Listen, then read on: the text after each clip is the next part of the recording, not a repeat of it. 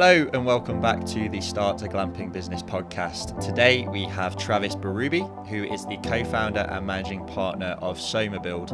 And SomaBuild are an end-to-end project management firm in the experiential hospitality space. So Travis, tell us a little bit more about SomaBuild and what you do. Yeah, I think you nailed it in a nutshell. If I can expand on a little bit, we're certainly a firm that specializes in the support and kind of like heavy lifting of taking on both clients that are developers as well as investment partners alike, and helping them bring concept to reality, which I know there's like a lot to what that sounds like, but really what it is at the end of the end, we take someone from having a really exceptional idea within this experiential hospitality space, which is certainly nuanced in a lot of different ways, and we actually lay the groundwork for helping you create what you envisioned. And we do that really by three main ways of support. One, we can be brought on as consultants and help you support, and we've seen a lot and we've done a lot, and we can certainly help you that way. Also bridging introductions, whether that's to capital partners, to builders in certain areas, land, we can help you find that as well. But like what puts the most gas in our tank, I'd say, and what I think is kind of our differentiator is our ability to really incorporate end-to-end project management into your idea. So, in this space, and it's ever evolving, but as you know, Nick, you're in a lot of space and a lot of people with it, but it's a tight-knit community. There's like no shortage of consultants who their knowledge and experience is worth their weight in gold 10 times over. And I urge you to bring them in, whether that's us or you need an intro or someone else. And also, we at SomaBuild recognize that like there's a massive delta between great advice and knowing what you need to do next and actually getting it done, right? And so that's where SomaBuild comes in, and I think separates ourselves a little bit, is we can help take the keys from the project and actually do the work required of taking that consulting concept and executing it fully. Like everyone else, in this space, I knew experiential hospitality was what I wanted to do from when I was a little kid, and and I'm obviously kidding right now. I kind of like stumbled into it and fell into it, like I think a lot of people do. But how we came about is really a little bit of a story between me and our founder Sam Morton, who I'll give you the brief overview of his story, but I think he'd be a great guest as well because his story is pretty great. But the long and the short of it is, Sam had the pleasure of working for a company called Getaway for the better part of a decade. And if you're in this space, you're listening to this podcast, you probably have an idea of who Getaway is and how their model impacted the industry. And he was one of their very, very first hires. So like true startup mode and everything that comes along with that, which is long days, long nights, tons of energy, and wearing whatever hat is required of making sure the project is done well. And I think that really like stuck with him throughout his career, and he's brought that mindset into SomaBuild now. But as such, he was able to be a part of and observe or lead or get his hands dirty with so much of Getaway and actually building out their concept, which is the physical sites and locations throughout our country. And so that was his biggest takeaway. He had the opportunity to be a part of and lead and on site for, truly the acquisition of raw land and everything that happens between that and, checking in guests and taking care of your guests that way. And like I said, after about a decade of that or so, maybe a little less, he saw an opportunity to support other people, the smaller developers, first ideas, people with one-of-a-kind or few-of-a-kind concepts, as a way to help them do what Getaway did and take this really cool, strange idea and make it happen. So he left Getaway. He started his own company, which at the time was Morton Design Build. And he, every entrepreneur's dream, he got busy really, really quickly and needed some help.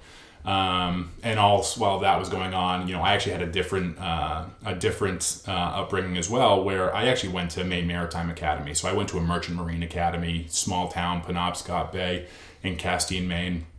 And that ended up, strangely enough, transitioning into what was like a decade-long career in retail leadership. So customer engagement, customer service.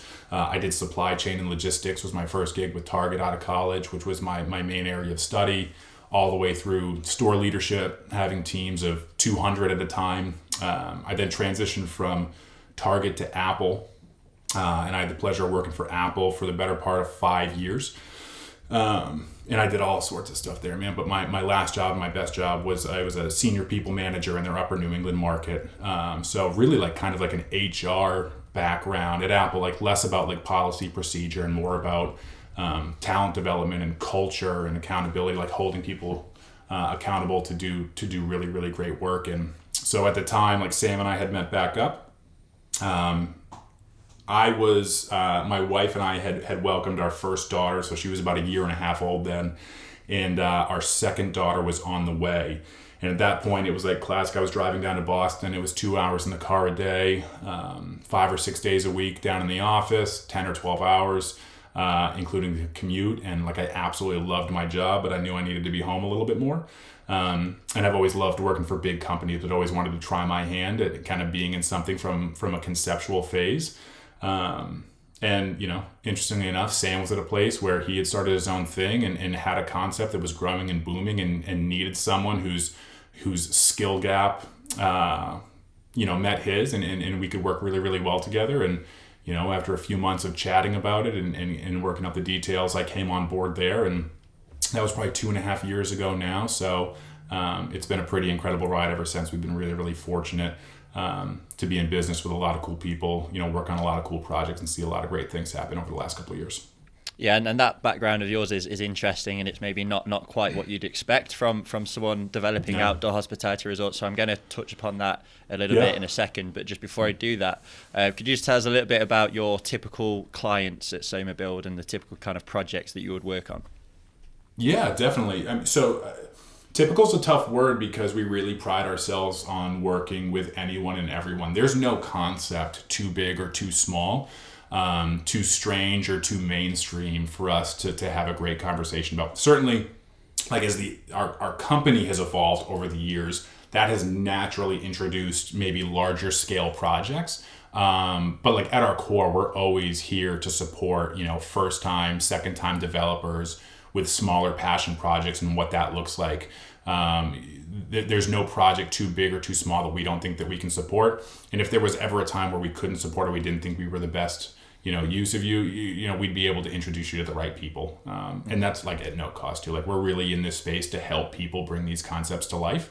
And we try to take care of people the best we can. So like our normal, you know, most typical client would be someone who is somewhere between their first and third development, has something that's, you know, obviously like really geared towards experiential hospitality. You can kind of kick the can down the road on what that definition is. But, you know, Randy Hendrickson had a great blurb on it, who I know, you know, about, you know, where you lay your head down at night, you know, in your accommodations is important, but like what you can do while you're there is more important. Like that's really like the crux of experience. Now, whether that's through like incredible on-site programming specific to your model, or that's because you're just in a beautiful area and the surrounding community is unique.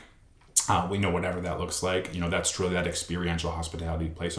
So our typical client is organizing a new or emerging product or property that's focused really on like the experience while never slacking on like really cool accommodations. Amazing. And so, you know, touching on your kind of background again, you know, again, it's not something that you would expect to go from working in retail to working on outdoor hospitality. So I'm interested in you know, you would clearly have developed some specific skills managing, you know, as you said, 200 people, working in a big corporation that are probably, you know, I'm sure Apple and Target have some very slick processes and are very well systemized and ran. So is there anything in particular that you picked up from that experience at Target and at Apple that you bring onto the project management side of things? Yeah, I think a ton of it. Those entire jobs, if you know anyone who's done leadership, you know, in the retail space, in the service space, working with the public, you're leading two teams simultaneously at all times. It's your internal and your external customer. So you have your team, you know, who's on this side, and then you have your community that you serve. And you can plan for a lot of that, and a lot of that just has to be really incredible in the moment reactionary leadership. Like I said, you know, at times, you know, having 100 employees and 1,000 customers in your store, depending on the day of the year, and keeping your head above water to do everything that needs to be done to make sure the job is done the right way in the eyes of your consumers. I mean, that's project management 101, something that we really pride ourselves on here. So, like I've supported the management of iPhone launches, with people wrapped around, buildings for hundreds and hundreds and hundreds and hundreds and hundreds of feet. And we've done that for weeks and weeks in a row. We supported the teams getting back to stores after a 3-month layoff from COVID and everything that went on with there. So from the title wasn't project manager, but when you work in those spaces, you're managing projects and leading people every single day. So the industry here with SomaBuild is certainly different, and that's why Sam and having him and his experience for industry specific knowledge has been so incredible. But the tools that made me successful in other areas prior seamlessly have fit here. It was all about learning the space and getting some projects under your belt. But once you could do that, I mean, it's leading people in projects and managing is pretty synchronized all the way around. Hi everyone, Nick from Glampitect North America here, and I've just got a very quick message to announce some extremely exciting news. Since launching in July 2022, Glampitect North America has made a name for itself in the North American glamping industry. We've consulted on over 40 glamping projects, accumulated over 47,000 podcast downloads and plays, and we're now ready to take the next step. And with that, we're absolutely delighted to announce that we're beginning the process of developing our own glamping projects. We want you to be involved. There are more details to come, but for now, we're taking expressions of interest from prospective investors. We're so excited to get this going. It's been a long time coming and we can't wait to get you involved. So all you have to do is fill out the form in the description of this episode and we'll be in touch with more information very soon. We can't wait to hear from you and we'll speak to you soon. Bye-bye. And let's move on to the meat of project development itself, developing outdoor hospitality resorts. When I was doing my research, believe it or not, we do research on this podcast occasionally. When I was doing the research for this episode, I went on SomaBuild's website, and you've broken down the development process into 5 stages. It's as simple as that, just 5 stages. And they are discovery and due diligence, entitlements, pre-development, construction management, and pre-opening. So we're going to go through each of those stages now, and you can maybe sort of go into a little bit of detail on each one. So start with stage 1, discovery and diligence. I'll give you the floor. Tell us a little bit about that, and we can maybe have some questions off the back of that. Yeah, of course.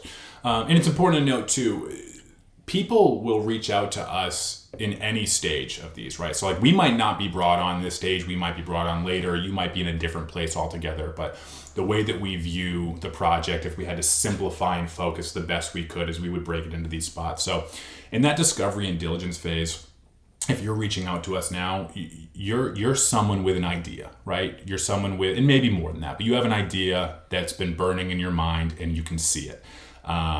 You might not have the funding in place. You probably don't have the design in place. You might not even have the land or know where it's going to be.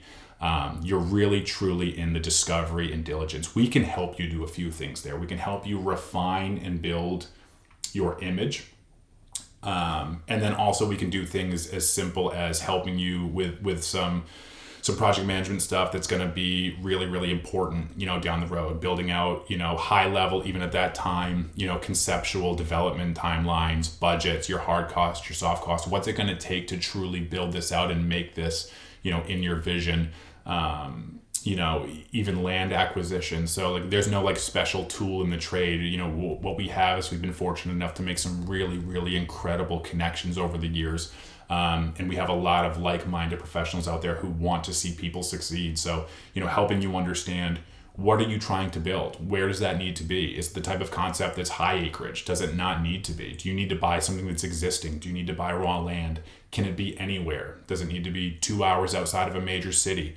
Does it have to be on the East Coast? All of these questions. And as we either widen or narrow that scope, we can then, put that word out there and help you get whatever you need. All the while, remembering that we're organizing, we're cataloging, we're reporting for you. But that's really what the design and diligence phase is we see that we have an idea here. We're kind of throwing some ideas at the wall, seeing what makes the most sense. But then we're actually putting in the foundational pieces of how is this going to work? Where is it going to be? About how much is it going to cost? About how long is it going to take? And those are, more than just high level estimates. We do a pretty good job of nailing that down. with our experience, but that's really what you're seeing in that phase of the project. Yeah, and we've done an episode or two on this podcast before of, we've had a guy, Nick Labadie, on, who is like a zoning expert, and we really dug deep into, for example, red flags when looking at a property for a glamping project, for example, and things that you kind of don't want to that you want to look out for to make sure that you don't buy a property with any of those red flags on. Are there any particular green flags, red flags, whatever, and anything that you look out for? It could be proximity to a major metropolitan area, whatever it may be. Is there any common themes of properties or locations that you look out for when, for example, a client comes to you and is looking to help find the right location for an outdoor hospitality project? There's really no common theme, I would say, more so than there is an effort to find locations that really fit your need and model. And a lot of times that's really understanding where you're building and what that process is going to look like from a regulatory standpoint around you. Are you buying something existing? What's the current operating permit usage? Do you have a conditional use permit? Is what you want to do in line with that? Again, is it raw land? Has nothing like what you've been doing been done here before? Both of those are okay. But where you're doing it will either create or subtract hurdles along the way. So I think, if anything, like the most common theme really of when we're looking and helping and supporting our investors and developers find these perfect locations, is trying to reduce the amount of hurdles to jump through. There's no reduction of all of them, period, and we can talk about that later in the podcast.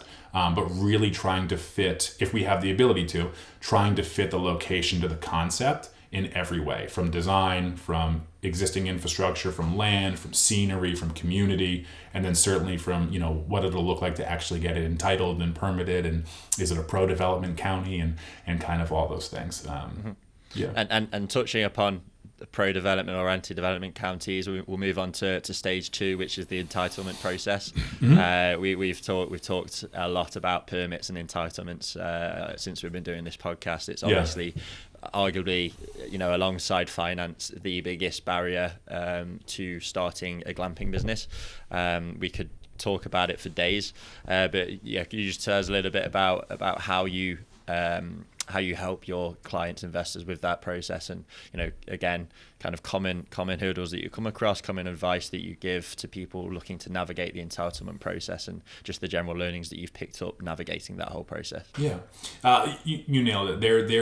There's nothing, I should say, there's rarely anything simple about the entitlement process on every project. And with all of these phases, regardless of which one it is, it's always important to note that if done really, really well, these phases begin during the prior phase and then usually run congruently or end just prior to the next phase. So you're simultaneously executing phases while preparing for the next phase. And so, the entitlement phase essentially, should begin from the moment we understand where this is going to be. And like you said, and you've nailed it on a few other podcasts here, and it's an exceptionally large process, but it's everything from what is this land currently used as, if anything? How do we want to use it? What's the delta between those two things? What's the pathway to get there?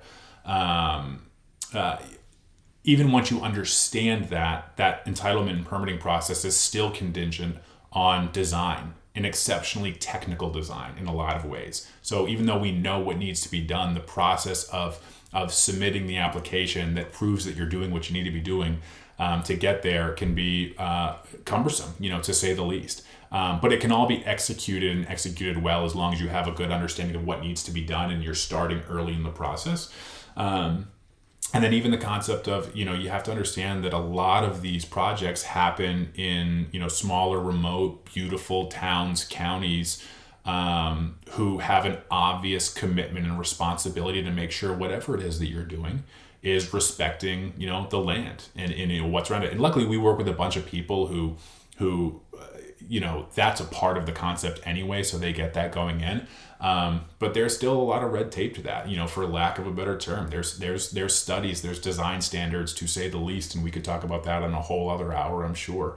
And And then I think sometimes people lose sight too of even the idea of sitting in front of a local planning board and their inspectors and their townspeople and helping them understand what you do. And that's something that we do as well, right? So like, we don't just like consult, we can, but we don't just consult in what that looks like. I'll be going actually tomorrow, like we fly out, we drive out, we go represent you or sit with you, in, a small town, local setting planning board and get to know that community with you and really understand from their perspective how this needs to be done and how we can move forward. In every project like this, there's an aspect to the opinion of the town as well. There should be, at the end of the day, you're allowed to do it. You've designed it right. You've checked all the boxes. Whether or not people want it around is important still. And we support through that process as well. So, it's the entitlement process is long and cumbersome. And it is without a doubt of any project, like what makes or breaks a project. But if you tackle it early enough, like there's almost always a way. We just need to identify that way and then execute it. Hey Glampitect listeners, this is Jacob from EJH Distribution with a quick message about our company. EJH Distribution is a premier provider of event structures, glamping accommodations, and much more. We're a distributor for many manufacturers, one of them being Dewar Tenton, a company that's been around for over 75 years. You may have seen some of their products at the glamping show the past couple years, one of them being the Oak. The Oak is a tunnel tent made of polycotton canvas with an aluminum frame. It sleeps between 4 to 6 guests and is perfect for a family unit on your campsite. We also offer other products like geodomes. These are also made of a breathable polycotton canvas with a large bay window and a beautiful front awning piece. One of our other premier manufacturers is Tubo Spain, which is a cylindrical modular glamping accommodation that provides 360 panoramic views and turnkey options. Perfect for places that have big open skies where you can enjoy night view. We also provide event structures from Creative Structures in the Netherlands, which offer unique dome structures which are modular and can be built in a matter of hours. Perfect for weddings, hosting spaces, and much more. If any of these products have piqued your interest, please feel free to reach out to us at sales@EJH Distribution or give us a ring at 587-987-0115. We'll be more than happy to help you with your project. There will also be a link to our brochure, our virtual showroom, and much more in the description below. Thank you for your time and hope you enjoy the rest of the show. And any general advice for winning over counties, townships, general public? Yeah, have an idea that really, really genuinely aims to support, right? Like no one's in this to go broke. I understand that there's a financial aspect for all of these projects. Like you want to do this the right way and make out with that in the right way, whatever that means to you. But you can't cut corners in terms of taking care of the land, in terms of taking care of the community, in terms of truly offering something that you can genuinely say, I think this makes it better. I think this makes our community better. I think this helps. I think this gives people an opportunity to do this or that, or to come in and be a part of this. Like I said, like luckily, like that's a usual part of the DNA for the developers that we work with. Like they understand that, and they're not just trying to navigate that. That's really kind of like how they're built. But that would, like, you're not gonna fake. You like if you're going in there with like a get rich quick scheme, like people are gonna sniff that out. And obviously there's a financial component, like I said, to all these. But I think like, at the end of the day, helping another human being understand that your project is a good idea starts with you also believing it's a good idea, you having a certain sense of passion and desire to do it the right way. And then obviously, doing a good job of communicating that. And that's going to be communicated ideally through a developer themselves. It's going to be communicated through me and Sam at SomaBuild and our other project managers. It's going to be communicated through a civil engineer probably and from a few meetings and all these people. But there needs to be like real belief that this is for the good of the people.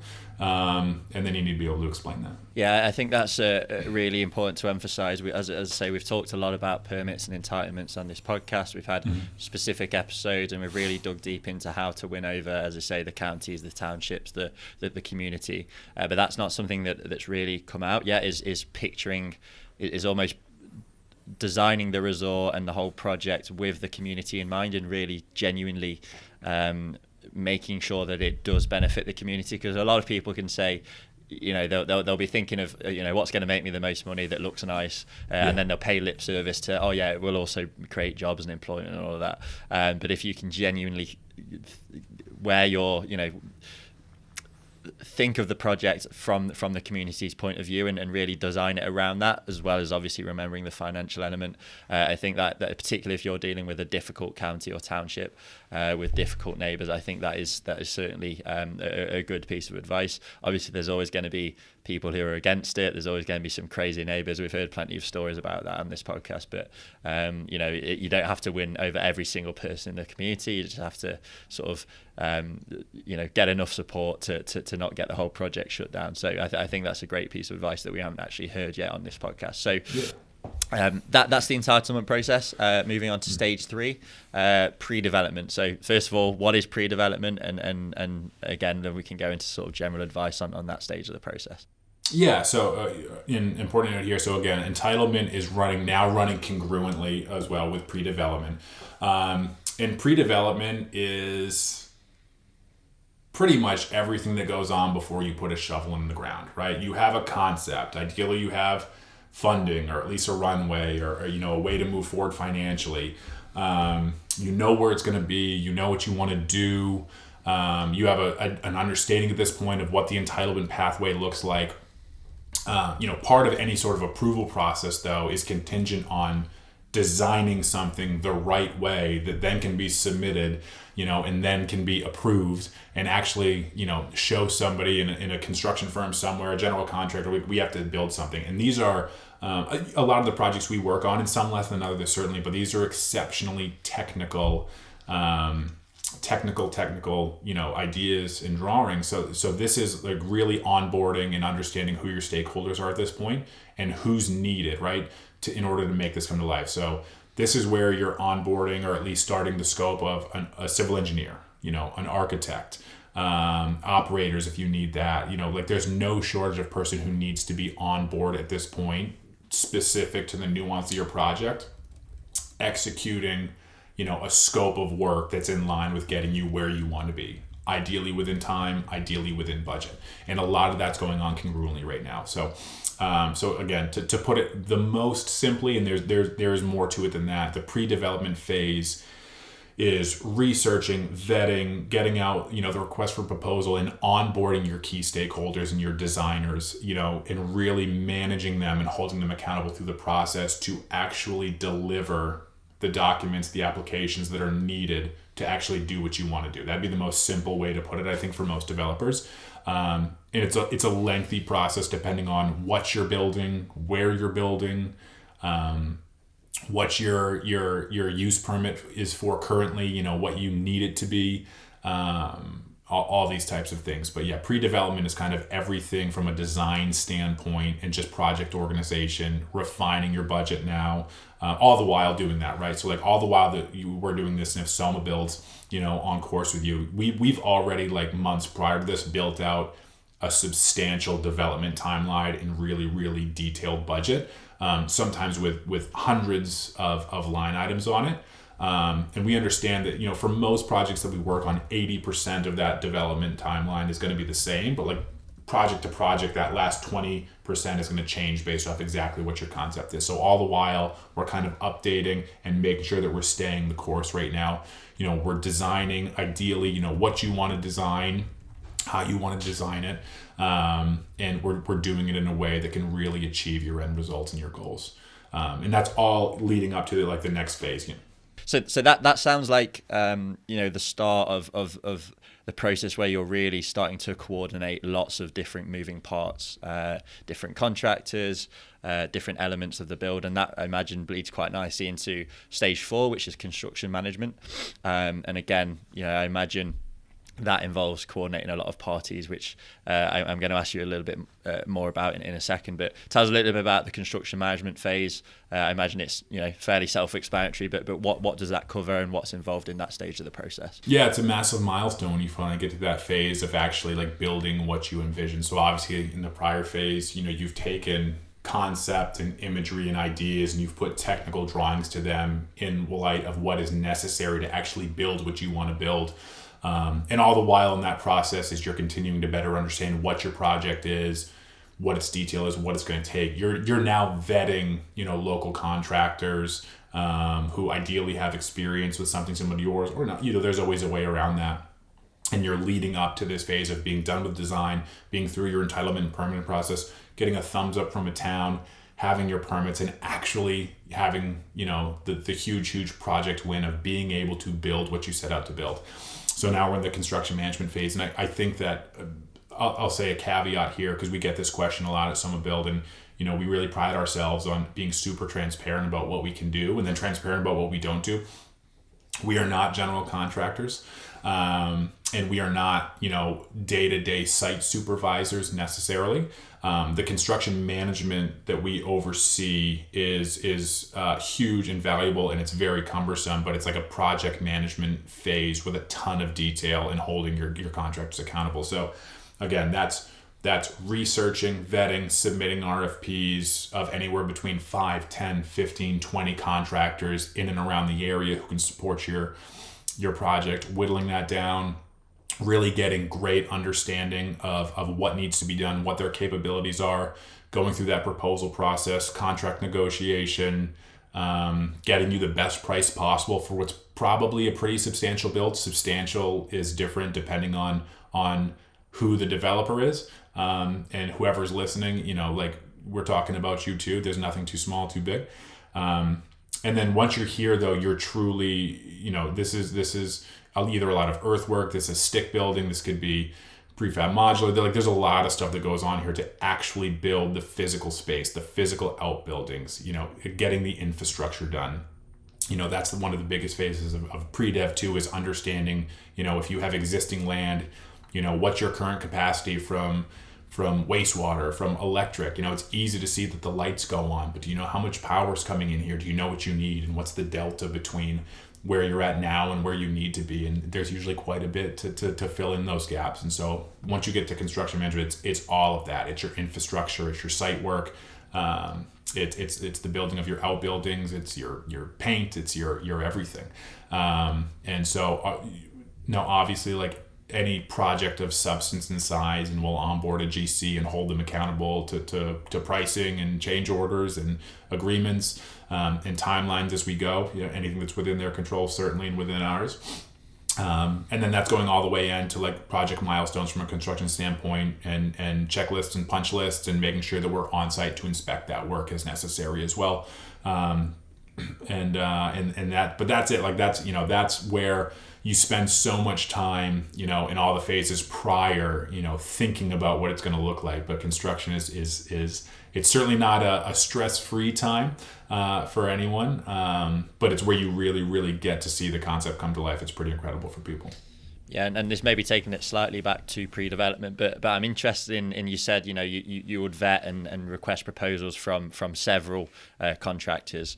And a lot of people developing their first glamping site will have very little construction experience. They won't really know how to get a proposal from those contracts. They won't know how to vet them, how to decide. So have you got any advice on deciding on a particular contractor and things to look out for that would indicate that a particular contractor would be suitable for the project as opposed to others that might be unsuitable? If you're doing it yourself and you're not having someone do it, I would connect with as many people as possible.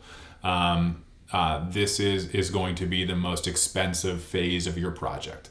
It should be. And so really understanding, like, this is not a place where you can afford to take the first thing that comes in. Hey, this is a great price, but do they have the capability of doing this? So that would be my advice, would be to do your absolute research. And that's not, I'm not exaggerating, where depending on the project, we will connect with anywhere between 8 and 20 people that we feel as though, based off what we can tell. Now, we might either know them from prior projects in and around the area. They might be a national firm. They might be local to the area. And we'll do our research, everything we can, but we'll reach out to that many people. Now, that might come back with maybe 2/3 or half of that we actually get a phone call with, right? And from there, maybe 25% of them are too busy, or 10% of them really can't commit to what we're trying to do.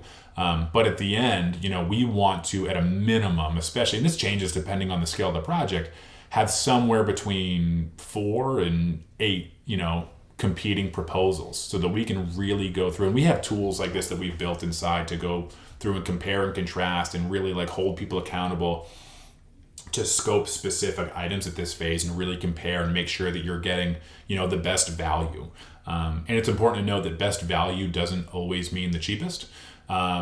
And best value doesn't always mean the most prestigious building firm, but really having, casting a really, really wide net in this phase, as all phases. And we do this same kind of process with your engineers beforehand, with your architects, with your operators, whatever you need. We're always vetting, very extensively, but certainly in this phase, casting a wide net and making sure that you feel super comfortable about who you're working with, what their capabilities are, what their timeline is, how they build contracts, how they hold themselves accountable as a contractor. That's really, really important as well. But that would be my advice. If you're doing it yourself and you don't have someone else to do it for you, to cast an exceptionally wide net and really get a lot of people to throw their hat in the ring and prove to you why they're best suited for your job. Mm-hmm. And when you actually, once you've decided on the contractors and you know who you're working with and you begin putting shovels into the ground, have you got any advice for actually managing that process and keeping the contractors accountable? My advice to a developer would be don't manage it, let me manage it. And then from there, it's again, these are skills that go back to Apple. It's having a really, really clear understanding of what's expected, and you establish that clear understanding far before they actually get on site. But a clear understanding of what's expected and constant follow-up to inspect what you expect. And when you're working with a phenomenal contractor, they get it. They know that's part of picking the right people. When you pick the right people, they need less and less and less follow-up. A lot of times they're actually sending you daily reports, weekly reports. This is what we've accomplished. We're ahead of schedule. We're a day behind schedule because of the rain. We have X, Y, and Z going on. But yeah, the advice would be having crystal clear expectations, both for yourself and your contractor, of what needs to happen and what the expectations are, and then having constant communication, whether or not that plan varies or not, establishing on a daily basis, because truly that's what it'll take, that we are where we need to be.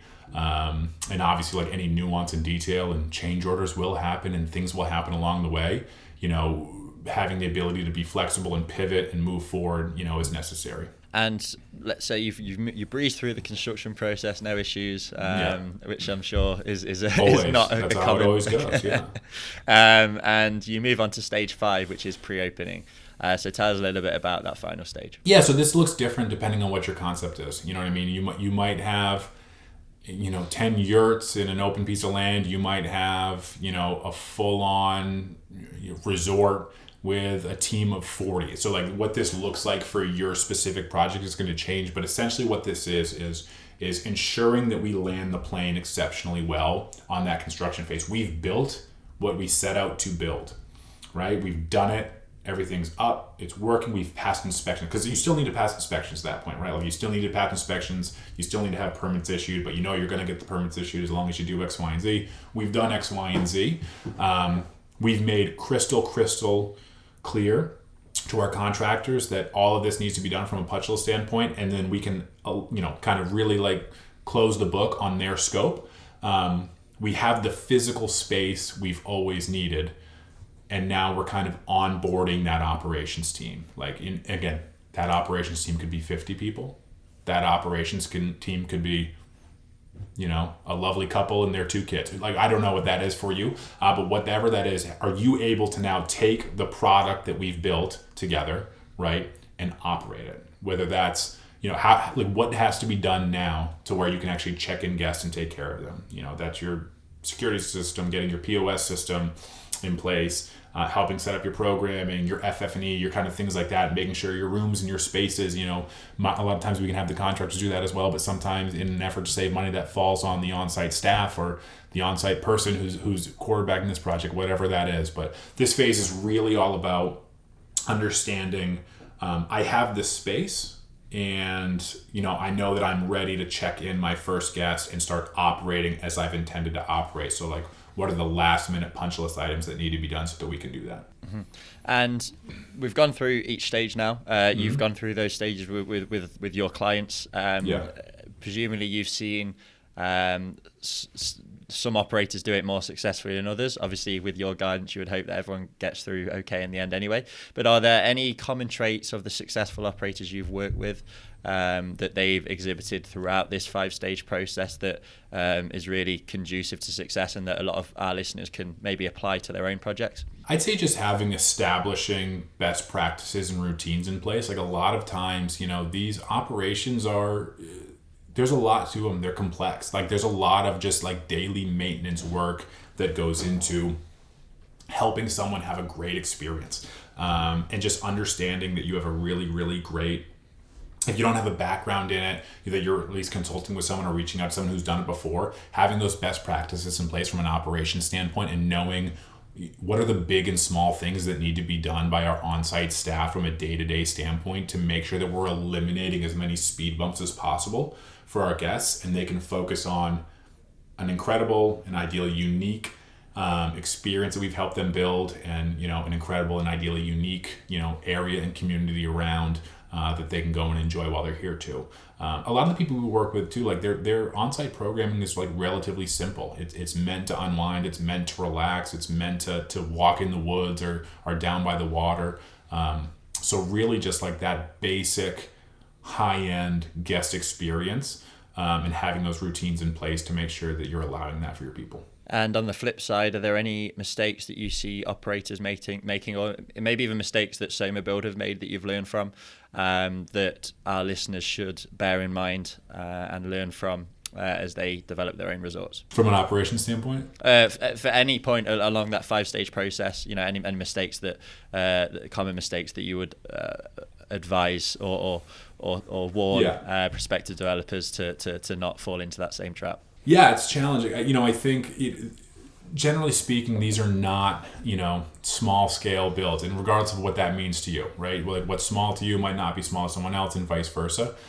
I'd say probably the most, recurring hiccup that we see in developers, I'd say two. I'll give you two, actually. One would be really underestimating the scope that they want to do. Of doing what they want to do, I should say. And whether that's from like a budget standpoint or a timeline standpoint, or just how much effort and hustle it's going to take in between to actually achieve what they want to achieve. And I will say this, like I have very few times met someone with a concept that's impossible. Like it can be done. It's whether or not we're willing to kind of achieve that, and we want to take the time that's going to take to do it and do it the right way. So I would say that's a trend, a mistake, especially with first time developers, and that's okay and that's normal. And it can even be a trend, with second and third time developers, but certainly underestimating the scope of what you're trying to do. And we try to like simplify and focus every project as much as we can. But you can only simplify so much. Like there's still like a lot to be done, and you need to be ready for that. And then the second mistake I would say is, and some people don't have another choice, and that's okay, but trying to bootstrap it themselves too early. For a lot of people we work with, like there's a lot on the line here, and investing, and it doesn't take much, into people who have done it before and done it well, to help you identify your path and what needs to be done and what's next, is huge. So, this space is super interesting, and it's really, really open, and you've probably experienced this as well. If you're in the experiential hospitality space in any capacity, you're probably 1 degree removed from someone on LinkedIn. And I can't tell you how many people I've seen on LinkedIn who I'm like, wow, I really like what they're putting out. I really identify what they're saying. I really love their portfolio. I'm just going to send them a message. They probably won't send me one back. And like within moments, like people in this space like want to help. So let them help, like let people help. And so those would be my two. Don't underestimate the scope of what you want to do, and also make sure that you're allowing really useful, good people to come in and help you steer in the right direction. Yeah, I'd really emphasize that second point. It really is a friendly industry. Obviously, we launched Glampitect in North America in July of 2022. I think about 3 months before that, I put out a few posts on LinkedIn saying, I want to connect with people on this side of the water to really, understand the North American glamping industry and the permitting system and all of that. Our mutual acquaintance, Randy Hendrickson, he reached out and he's just one example of how friendly people are and willing to help.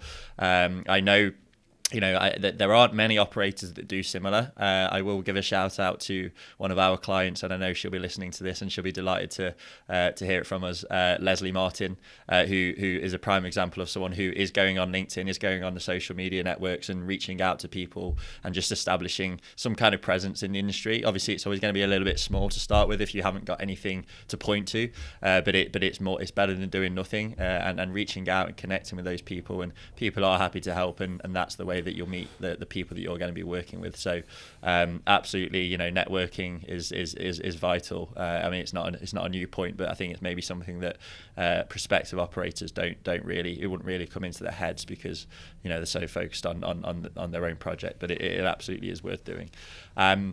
Travis, thank you. It's been an absolute pleasure. If anyone wants to work with SomaBuild, how do they go about getting in touch with you? Yeah, there's a few different ways. And like anything else we do, we try to make it simple and meet you where you're at.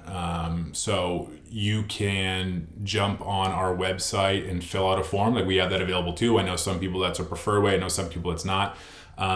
We also take like a lot of pride in being, a really personal group of folks. So connect with me on LinkedIn, send me a message. I will get back to you, soon. I will get back to you. And if it at the very least to acknowledge your message and then maybe set up a time to chat.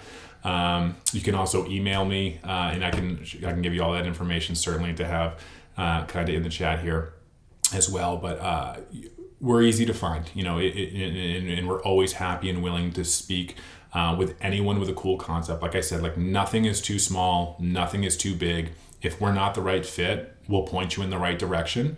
One of the coolest parts of what we get to do is just talk to really, really interesting people. People who are in their free time, creating these grandiose plans and trying to execute them one brick at a time. So at the very least, if we have a great conversation about that, reach out. Travis, thank you. It's been an absolute pleasure.